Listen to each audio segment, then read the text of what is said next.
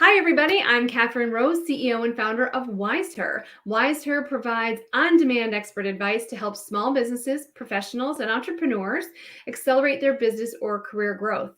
Our nearly 1,000 experts from around the world help small businesses, entrepreneurs, and professionals with affordable one-on-one advice that helps them go farther, faster in their business or career. And today, I'm excited to have with me on this Get Wise Wednesday, Dr. Sarah Reiff-Hekking. She's a productivity expert.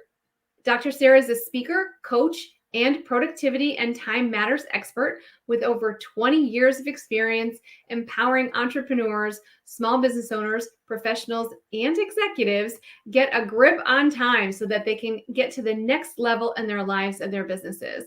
And we'll go ahead and put her link in the WiseHer platform into the chat in just a minute. But this is such an important topic, and it's so timely because things seem to be really, ramping up again, right? And so I wanted to talk a little bit about, tell us the audience a little bit about you and how you ended up, being a productivity and maximizing your time coach. Well, first of all, thanks so much for having me. I'm so excited to be here. And my story really starts, going to graduate school and becoming a clinical psychologist. And, I thought I wanted to be that person to map out the mind-body connection. And I did that basic research. I went and worked at a medical school. I did NIH-funded research and clinical practice, all of that kind of stuff. And along the way, like every step of the way through graduate school, through that beginning part of my career, I had to get really super clear about how I was going to get stuff done in a way that worked for me.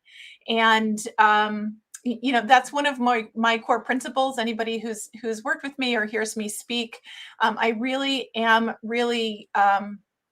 it's really clear to me that we all need to understand how we're wired and what works for us. And my first job in academia was set up in a way that it was really hard for me to function really well. So I had to figure out, sorry, we're just getting a little feedback there. I had to figure out, how did I set myself up for success? And I went on this journey of learning a lot about time management, understanding about project management, because I was doing a lot of, big research projects, seeing my own clinical patients, juggling different types of work in this environment that was like being an entrepreneur, where I had to bring in money on the clinical side and on the research side in order to pay myself, right? And then, be successful also. So along the way there, I did a lot of watching what other people did, a lot of reading, a lot of research into best practices for managing your time and your tasks. And at some point I hit my own moment. And I'm sure you've had this too, Catherine, where you just know you're not walking your own talk. And, I was doing all this work in preventive medicine and learning about coaching. And I had a 3-year-old kid, and I was like driving, high speed on the highway to go pick him up one day after work and running in late. Yeah. And I realized I wasn't being the best that I could be at work or at home or with my husband. And that's when I really decided to make some clear changes. And I think that that's what happens to many of my clients and many of the people that I work with, that you have this moment where, like the daycare provider didn't particularly care that I was late, right? Right. But when I said to her, how much do I owe you? Because they had a policy, $1 a minute or whatever. It's probably $10 a minute now. It's been a while.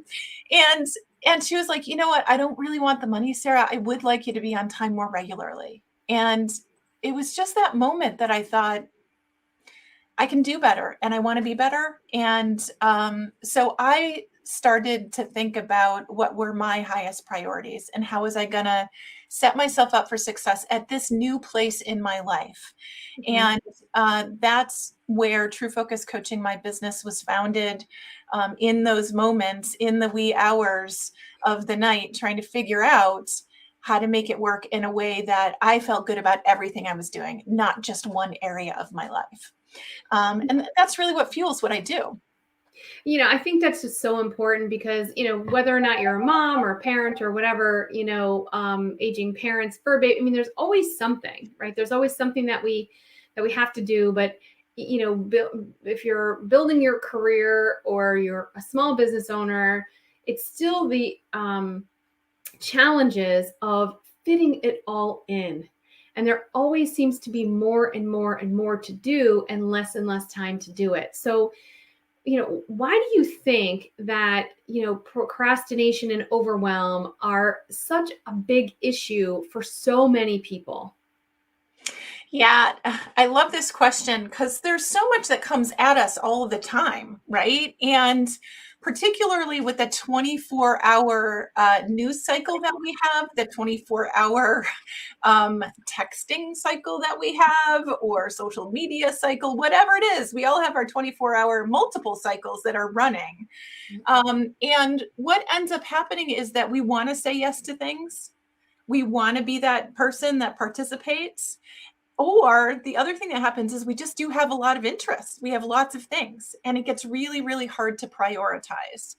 And one of the things I know that happens for the people that I work more closely with is that you get to the point where there's so much going on that you just don't know how to prioritize. You don't know what your priorities are, and you don't know what to say yes to, and you don't know what to say no to. So let's talk just a minute about that, because I think that's really important too. Let's break that down. How do you make those decisions, like from your expert perspective? So, I've got a ton going on. A lot of folks out there do too. And obviously I want to prioritize my family first, but sometimes that's just not possible, right? You know what I mean? So how do you suggest folks out there do that, break it down, and kind of come up with some kind of a workable solution? Yeah. So I talk with people about this all the time. And here's the thing, you have to have a prioritizing method that works for you, right? So the question becomes, what's your prioritizing method? And there's different ones you can use. The one that I find that serves my clients the best is this notion of, what are your long-term meaningful goals? Get really clear about what they are. What do you want to be able to say about what you did a year from now? What do you want to be able to say about who you are in your life a year from now? Right? So that you can start prioritizing your moments now with where you want to end up. So do you look at that from the global perspective of, like, where do I want to end up a year from now, in a family, situation, and then in a work situation? Is that what you're saying? Okay. Yeah. So you have to look at the whole life, right? Okay. And this happens when I work with people on productivity. I love this. I have a program that's 12 weeks long and so robust, about 6 weeks. Even though I've been talking about overall life goals, people go, oh, I can think about things outside of work, right? Oh, we're not just talking about getting through the work day. No, I'm talking about the whole life, the whole day. And that is why we really, we're better as a society, I think, oftentimes about saying, what's my goal at work? What's my productivity metric at work? Not everybody, but many industries are. Yeah. Yeah. But we forget to say, what's the productivity metric for my life? Like, what do I want to be able to say about my relationship with my kids, my relationship with my spouse, my Right. relationship with extended family, my relationship with community? And we all have different needs there. We all have different interests there. We all have different strengths. Mm-hmm. So there's really not a one size fits all approach here. The thing that I think is most important, and that seems to help my clients the most, is being really clear about what do you want, right? I knew I wanted to be present with my child. Now, I didn't have to, teach him everything. I didn't have to be there, 24/7, but I knew that there were some things I wanted to be there and be present for. So I set up my work life so that could happen. Okay. Now, there's also times where I was like, yep, I'm going to be there and present, but I'm not going to catch everything that's going to happen after school. I'm not going to catch every single event. Yeah. And I'm willing to make that trade-off because I'm really clear about the relationship I want to have with this kid, right? Mm-hmm. So when you go from that level and then you start to say, here's the goals in my personal life. Here are the goals in my work life. And then you want to start to ask yourself, how do they start to work together? Because sometimes when you do that, you notice they go like this, right? Yeah. Yeah. So then you say, and this is a hard part, but this is the fine tuning of like goals aren't, not all goals are good goals, right? You have to take a look and say, are they going to work together? And if not, what's the and conversation? How do I do this and do that? Okay. Right. And so a lot of that has to do with, are you delegating? What is the team, Okay. whether it's, in the office or in the home or in the community or in the family, right? A lot of people say, Sarah, I can't hire a team. I'm like, well, it doesn't mean that you don't have a team. Let's think more broadly, right? So when we get to this question of prioritizing, first get super clear about the goals. Okay. And make sure that they match where you are and what you want. For a long time, my goals were like self-care, because I knew if I didn't sleep, I can't do anything. I'm one of those people. If you don't give me 8 hours of sleep, you can't work. Then it was focus on family stuff. And then it was client service, even though there were 87 other things underneath that in my life and in my business. But if I didn't start with those 3, I knew I wasn't going to be able to feel comfortable serving in my business in the community the way I wanted to. Right? Yeah. So, I mean, so you're getting really clear on those goals, figuring out how those can, kind of things work together or, or not, and figuring out how to kind of and prioritize those different things. But, what do you see as some of the biggest challenges? So you have those priorities, but what do you see as the biggest challenges of, managing all the time because, it's great to have the goal that I want to, spend present time with my child. And like for me, we're raising around and, I have all these other, sort of demands, and I have a spouse and I have a family, so, but so I'm kind of clear in a sense, let's just say, of like those priorities. But then how do you break your time down to make sure that you're really kind of, hitting all those goals? Yeah. Yeah. So the first thing that's really important is to get really clear about when you're working and when you're not working. Okay. That is the boundary that we break most often in our days with our portable technology, right? Mm-hmm. So we're kind of sort of here, we're kind of sort of at work, we're kind of sort of thinking about our kids, we're kind of sort of thinking about our elderly parents, we're kind of sort of thinking about the kid or the dog that's at doggy daycare, whatever it is for you, right? Yeah. Or we're kind of sort of looking at what's on Facebook or Twitter or, fill in your favorite distractibility app in there. And what happens is that we're busy all the time, but we're never really getting something done or noticed or present to get something done, right? So super important to make sure that you're really clear about when you're working and when you're not working, because when you get more focused about, I am at work, I'm only going to work on work activities until this certain period of time where then maybe I'll check in at home, because I get lots of us work. And particularly over the last couple of years, we've had more family in our workspace than we have, probably ever before. Yeah. Right? Yeah. Families and pets, right? They're everywhere. We all know what everybody's pets look like, and we know what your kids sound like from so much work at home, which has its blessings and also has its difficulties. So get really clear about what you're focused on during what periods of time during the day. When am I working? When am I not working? And then you start to ask yourself, what's the category of must-do work activities that I know I have to get in during the day, during the week? And just make the list. Okay. And then what are the must-do home activities that have to get done, during the day, during the week? Just make the list. And then I'm going to give you another one that's super important. Must-do fun. Okay? Because here's the thing. You got to plan it. Your brain needs it. Your body needs it. Your psyche needs it.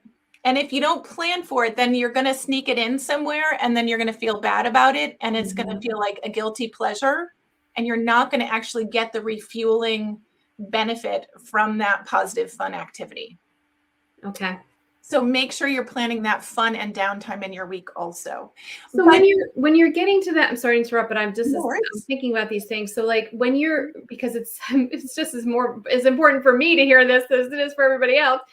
So when you're talking about like being very clear when you're working, when you're not, would you suggest that like non-working time that you on your phone, like shut off your work email and shut off, you know what I mean? Like shut off their Slack notifications. So I think that that's something really important for folks, because I know, again, it's very important for me. So and I know I'm not the only one out there. So if you make that decision that you're going to be very conscious and, you know, kind of separate that work, you need to actually separate it out, right? So the Slack notifications that are coming in and different types of things, you have to shut those off in order to really be present, right? Yes. And what I always say is turn off whatever's going to beep and buzz and distract you, unless you really want to pay attention to it. Okay. And no, I know there's somebody, Catherine, who's like, there's no way I can't do that. I'm supposed to be available 24/7. Yeah. And here's the thing I know. If you are clear with people about when you're available and when you're not available, they're not going to freak out if you don't respond right away. Understood. They know what the communication plan is. Yeah.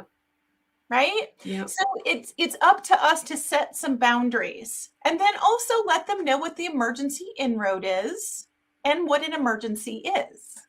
Yeah. Yes, that's a really good point. What is an actual emergency? Like, you know, we have this saying in our house, no one's going to die, you know, unless you're actually doing heart surgery or, you know, something where someone's actually going to die. 99% of the things that come through on work is not life or death. Yes, yes. And we tend to get ourselves in that reactive panic mode, and it feels like it's life or death. So that's where having that clear list of prioritized goals allows you to say, really, what's the most meaningful and useful time of these moments right now, right? Okay. And what is just kind of clutter and busyness, right? So like I have a client, Esther, who said, you know, I used to feel like I was spinning plates all the time, right? Just trying to, and lots of us feel like that. And what she realized was she was rushing around, doing a lot of stuff that felt really busy and was keeping her busy, but it wasn't moving the needle on her business or the important things in the rest of her life. Right? That's a really important point, is to break it down. As you said, like when you have those goals, if I'm doing, you know, what I'm doing right now, is that going to help me get to those goals? And if the answer is no, I guess what goes to the bottom of the list, or you just don't do it. Yes. Yes. Okay. So there's another piece that's really important here that's called life pruning, right? And sometimes what happens, this is actually why I left the job at the hospital, because I knew I was always going to be the go-to person for a bunch of stuff I didn't want to do anymore. Mm-hmm. And I knew the only way to change that was to go somewhere else. And for me, it was to create my own business. Now, sometimes in work environments, we can really say, guess what? I've always done this thing, and I don't think it actually needs to be done anymore. Right? Maybe what happens if I don't do it? Does anybody even notice? Or let me talk to my boss. Let me talk to my manager and say, you know what? I think this is no longer a useful way for me to spend my time. Okay. Can we just can we do a trial period of this not happening and see how things go? Or is there somebody else that could be doing it? Because we do get on that treadmill of this is just how I do stuff. Right. And sometimes we forget to really stop and take a look at the whole picture as it stands today. And sometimes those things don't have to get done. They're actually no longer useful. They were at some point of the business, but they're not now. And what is your opinion on to-do lists? I mean, because I have I have my task list next to my calendar, and then I have a notebook, and then I'm thinking to myself, well, do I put that on the task list or the notebook, or maybe I have both? And then, wow, yeah. Wow, the list just keeps getting longer and longer, and it doesn't seem to be like things moving off. Yes. Yes. Okay. So first of all, everybody here, just get good with never finishing everything on your list, because it's probably not going to happen. particularly if you're a mover or shaker, because there's going to be lots of really fun stuff to do that you're like, nope, doesn't hit my highest priority. Nope, doesn't hit my highest priorities, right? So that's one filter right there. And that's that prioritization in the moment that helps you steer away from the bright, shiny objects. Okay. Right? So there's that piece. And then for a to-do list, first of all, everybody needs to have some methodology for keeping their to-do list. It doesn't matter whether it's hard copy or it's electronic. The thing that's most important is that you have the one place where most of it goes and not 87 different places, right? Because then you're like, well, where's the real list? Oh, it's in 3 different rooms and 4 different facilities. You know, like there's some at work, there's some at home, there's some in the garage, there's some in the kid's bedroom because I was thinking about something when I was reading a goodnight story, you know, all that, right? So you want to get it in one place. Okay. And most of mine is handwritten. It's right here on my desk. And because I always default to handwriting, doesn't matter. I can make a really pretty, spreadsheet. I can, I've done it all. And I always end up with handwritten for my personal one. Okay. The one that I use to communicate with my team with, and that runs a lot of the business processes, is set up electronically. We use a project management system. It keeps us out of email and it keeps us tracking what's going on more easily. Okay. Right. So that's basically a larger place for to-do lists is called the project management system. And there's tons of them out there. You want to find the one that has the bells and whistles that you need for your industry. Okay. And it's also worth Googling, project management for your specific industry. Because sometimes there is one that's like really set up. If you're a realtor, there's probably one. I actually did this once with a piano tuner and there was one for piano tuning. So like it happens. Now there's other usual suspects out there. Like, I use Basecamp. Trello's one people like. We use Jira with our development team. Yeah, Monday.com. Like there's a bunch of them. And the thing that's most important is that you are going to use it and your team is going to use it. Otherwise, it's just another notebook. It just happens to be prettier and have lots more bells and whistles on it. Okay. Yeah.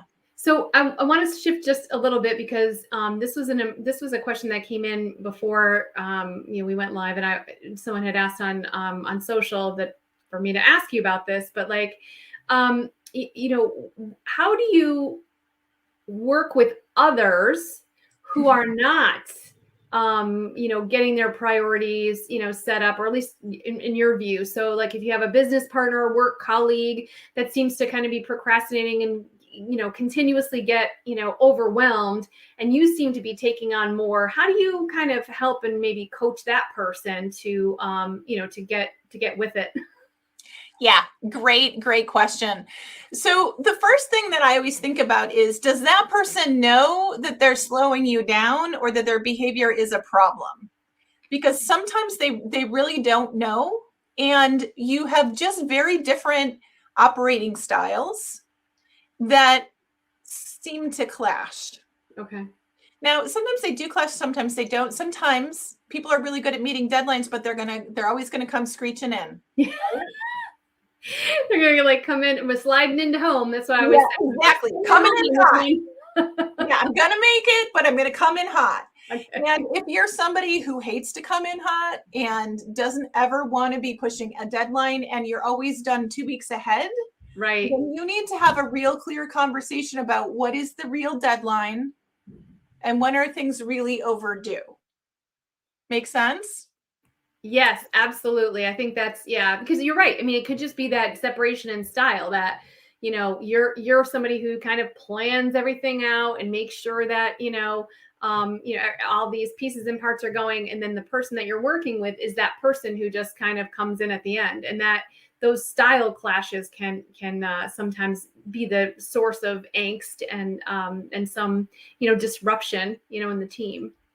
Exactly. And understanding that style differences don't mean that the outcomes don't happen appropriately is really important, right? So one person can be that, screaming at the bottom, screaming 2 minutes before the deadline, but it's done and it looks really good. And the other person, it's been done for 2 weeks and it still looks really good. And that's fine, right? Because it's working.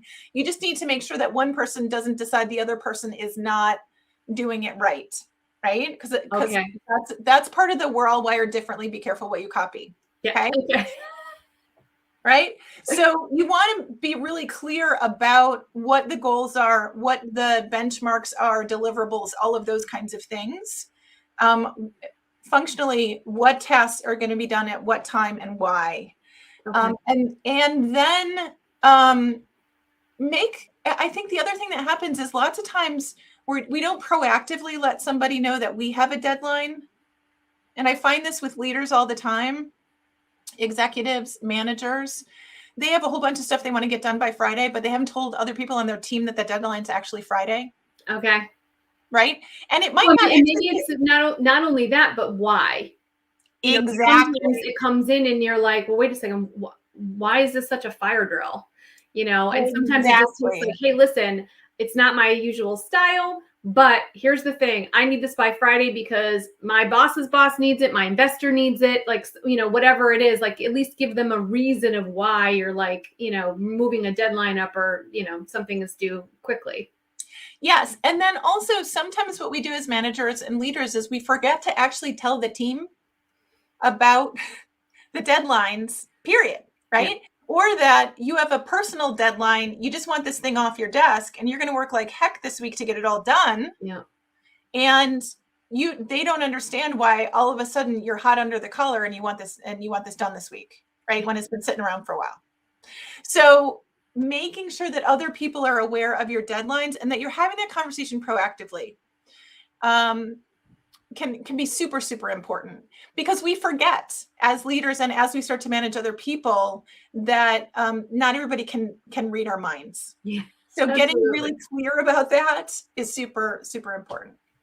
And what I also see, shifting a little bit, kind of going along with this productivity and time management and the overwhelm comes procrastination.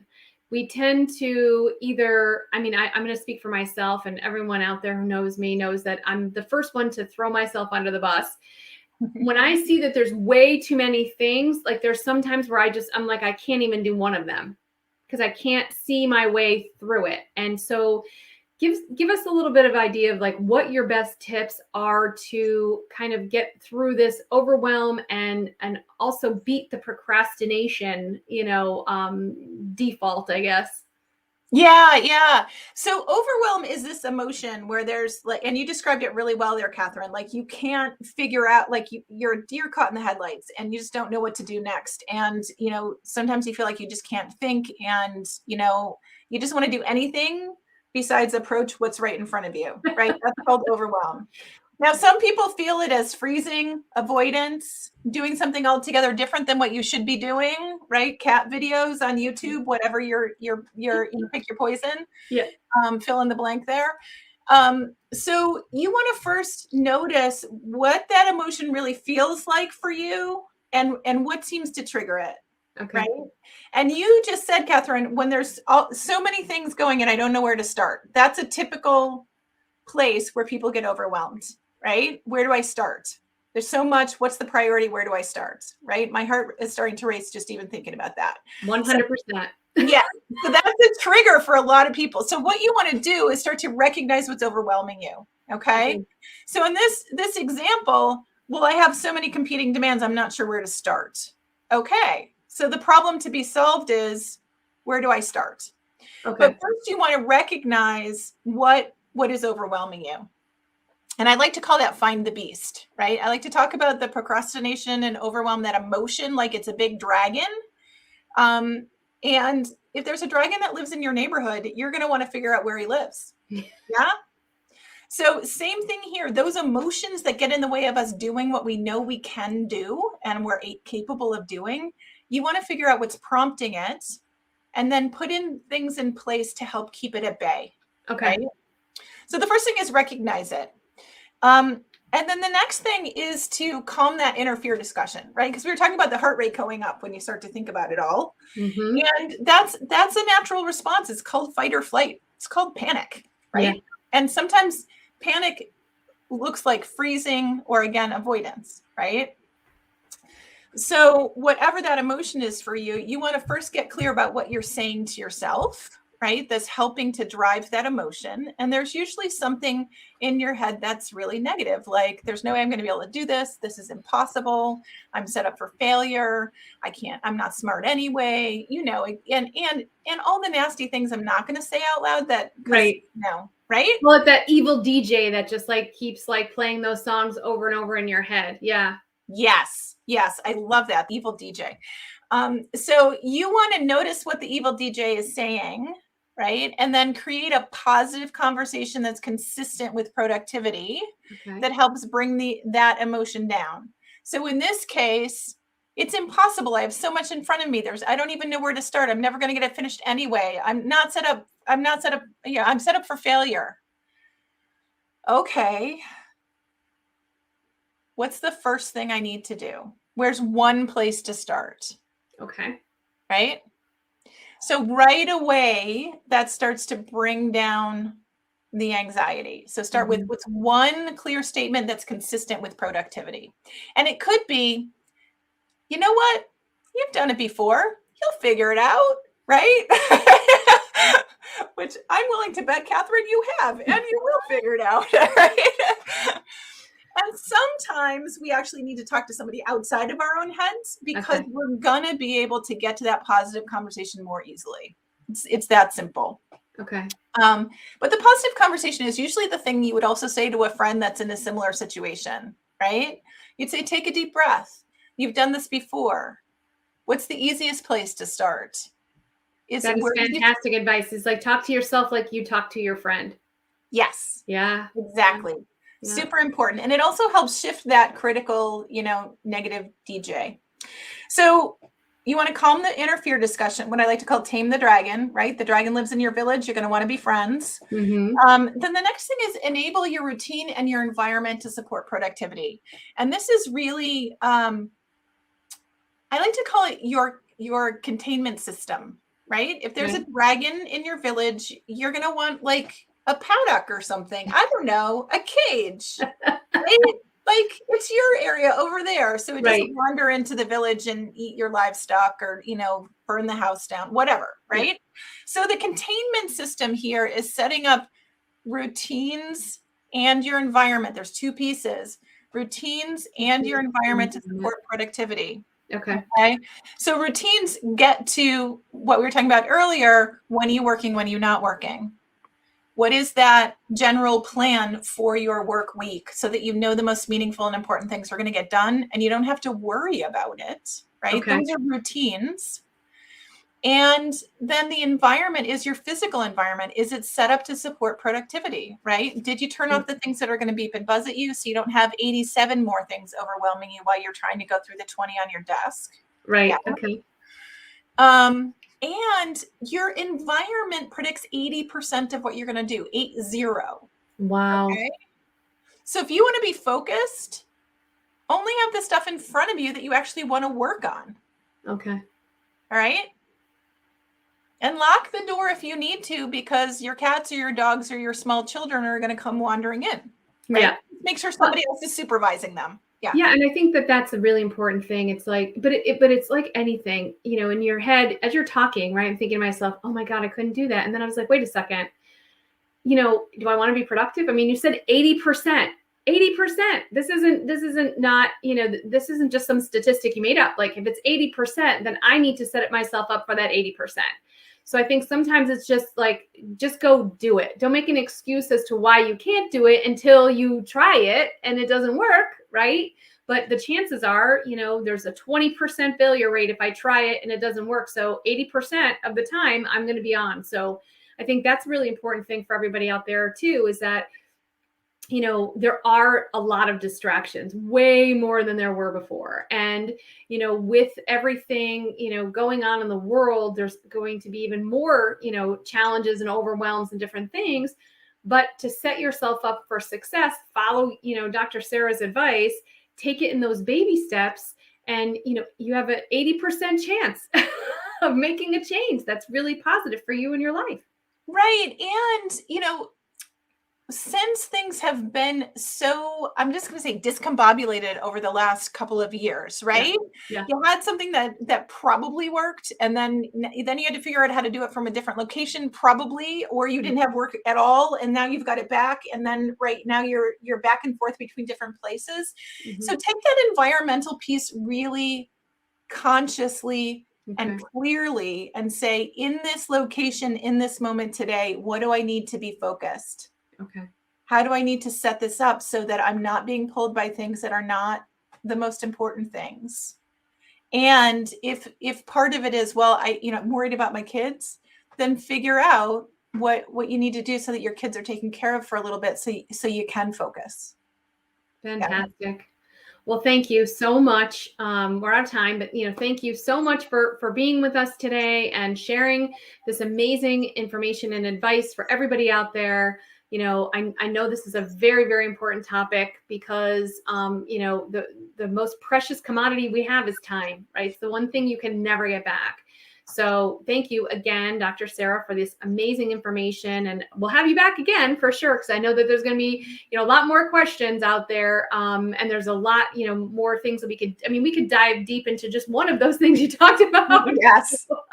I teach classes on them all. So I work really closely with people on those issues. So reach out, and, as people see this, if there's questions, make sure Catherine knows what they are. We'll get them answered.